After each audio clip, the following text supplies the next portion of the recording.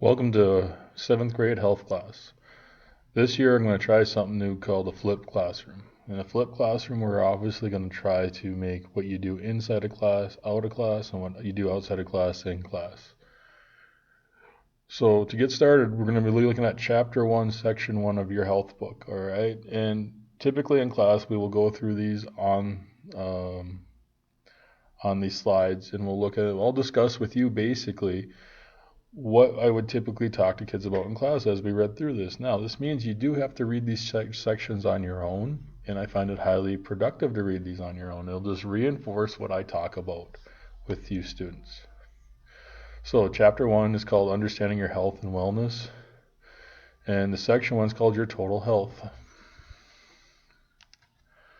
The biggest thing we must understand outside of Chapter 1 is that this really comes down to what we call the health triangle. The health triangle is the basis of how you basically run day in and day out.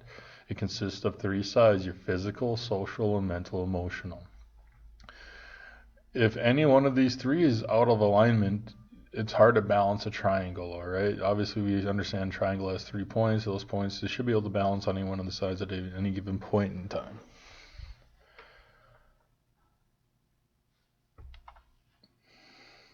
If you look at your first paragraph in your book, it talks about Samantha's health triangle. It says Samantha's not getting enough sleep at night. Well, if she's not getting enough sleep at night, it means that her physical side of her triangle is off. If you look compared to the last one we looked at, this triangle obviously is not going to balance well in every way, shape it should. Her mental, emotional, social look like they're okay, but the social could suffer a little bit too because of the physical. It says that she's crabby at school the next day, rather short-tempered. Which leads us to the next part, which is going to be the 3 parts of good health. Health is, by definition, a combination of physical, mental, emotional, and social health, social well-being, excuse me. These are basically the parts of the health triangle. If one is not right, the triangle does not balance. And that goes back to where I talk about Samantha, where she's not getting enough rest. So then in turn, she does not function well in school. Her social side may be affected. Her mental, emotional side might be affected. But because the one part is off, it affects all other aspects of her health. Your physical health, the first part of the health triangle we're going to talk about. There's really positives and negatives to your physical health. If you have positive physical health, you typically are going to feel strong, have lots of energy, and you'll eat a balanced diet, all right? People that typically are in good physical health, they move around, they're active. They don't just sit on the couch. The occasional time they get up and have to do activity, they're not going to be sore and overly tense afterwards. They're going to have the ability and energy to go and do those things as well. If you eat a balanced diet, it is proven to actually create more of a positive health. All right. Instead of eating a little bag of Doritos for supper, you actually eat like some carrots and celeries with your meals with that hamburger instead of, like I said, the bag of Doritos. People typically that do those things do have a healthier lifestyle. At your age, you should be getting approximately 9 hours of sleep. One of the biggest tricks I find with teenagers is they got to put their phones down at night. Well, I know a lot of you have a tendency to be on your phone texting, Instagramming, Facebooking, Snapchatting, whatever it may be, till the wee hours of morning. Some of you even have issues with playing video systems all night. You need about 10 o'clock at night, put those things away and get some decent night's rest. As some of you are probably listening to this right now, I'm guessing that you're wondering, how much sleep did I get last night? And if you're not paying attention, I will be able to tell the next day if you're not paying attention to this presentation. 2 things people really dislike having to do: visit a doctor and a dentist regularly. On average, I visit a doctor a minimum of about once every 2 years. Usually somewhere along the lines, I probably have to see a doctor somewhere during the year just to get something checked out or this or that. Dentist is every 6 months. Well, yes, going to the dentist isn't as scary as you get older as it was when you were younger. Some people carry that stigma that dentists are bad people. They are not. These two are actually people that can lead to long, healthy lives if you visit them regularly. And at the same time, if something ever comes up, they can spot it regularly. Most of you that participate in activities visit a doctor once a year because you are required to have a sports physical. That is a doctor's visit, and they are checking to make sure you are ready for activity.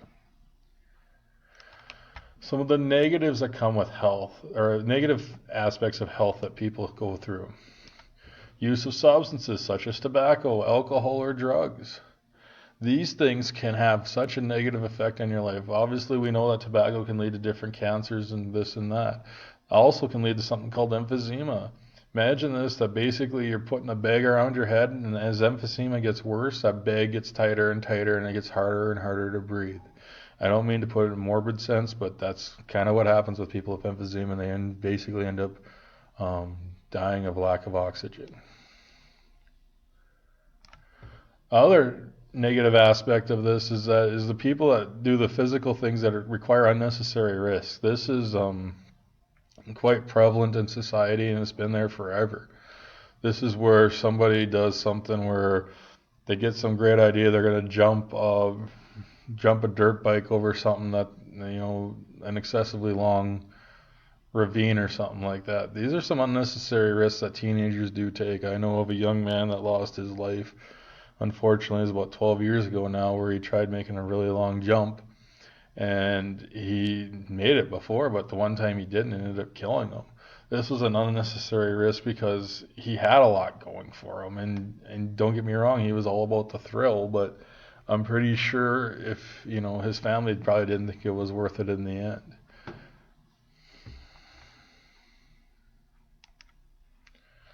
Your mental emotional health is the next side of the triangle we're going to talk about. Mental emotional health refers to your abilities to solve problems and handle the events of your daily life. This means that as things come up along in your day, that you have the ability to handle them. This is where, your friend said something, or another friend told you that your friend said something. How are you going to react? Are you going to go off the deep end, or are you going to sit there and kind of shake it off and go, well, I guess that's how they feel, and then actually have the ability to handle it, as far as maybe even go, hey, talk to that friend, hey, did you say this about me? Sometimes you find out, yeah, they did say it about you. Okay, how are you going to handle it then? Or your friend might actually say back to you, is that, no, I did not say that. Someone took it out of context of what I said. And those are the things that we must be able to deal with as we get older and become responsible adults.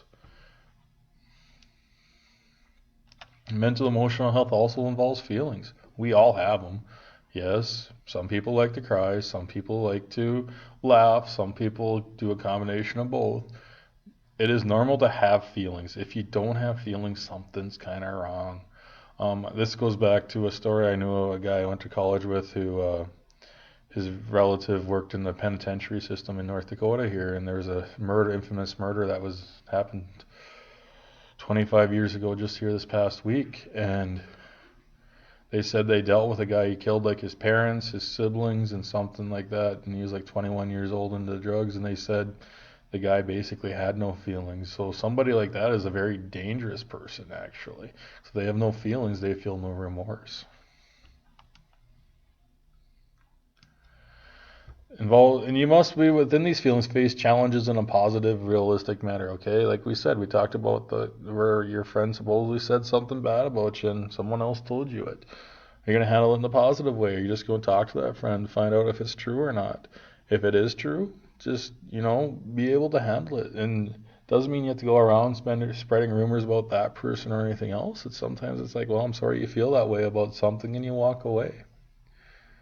Eventually time heals a lot of things, but you got to handle it in a positive, realistic manner. Keeping your promises is also very important. To be able to keep your promises is I always think of this one with, I have an uncle, or not an uncle, I have a brother-in-law that would make promises to his nephew. And he would often say, okay, yeah, we'll do this, we'll do that, we'll do this, we'll do that, and push him to shove, and he's never there to do those things with him. I learned very early on in my life that you can't do that to people, and especially younger nieces or nephews, or even maybe for you, it could be your younger siblings. Don't make a promise you don't intend to keep. I've made promises and I've broke them, and I didn't mean to break them, but we all do it, don't get me wrong. But at the same time, it is life. You need to be able to, if you're going to say you're going to do something, you need to follow through with it. Taking responsibility for one's actions is also a very important part of this. Teenagers are often infamous for trying to pass the blame. When something happens and you're a part of it, you gotta be willing to take the responsibility for your part in it. If you don't,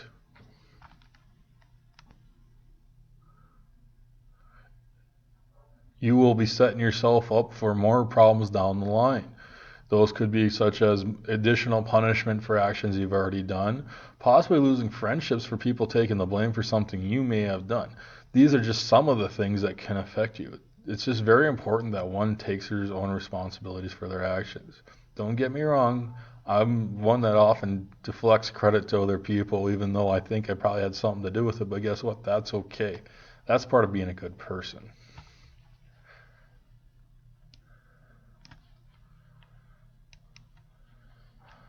Last part of the triangle we're going to talk about is the social health part. This is how do you relate to people at home, school, and everywhere else, all right? This is really comes back to is that can you actually interact with people in day-to-day life? And some of the positive things that come with this are you're going to have strong friendships with people, all right? These friendships should last quite a while.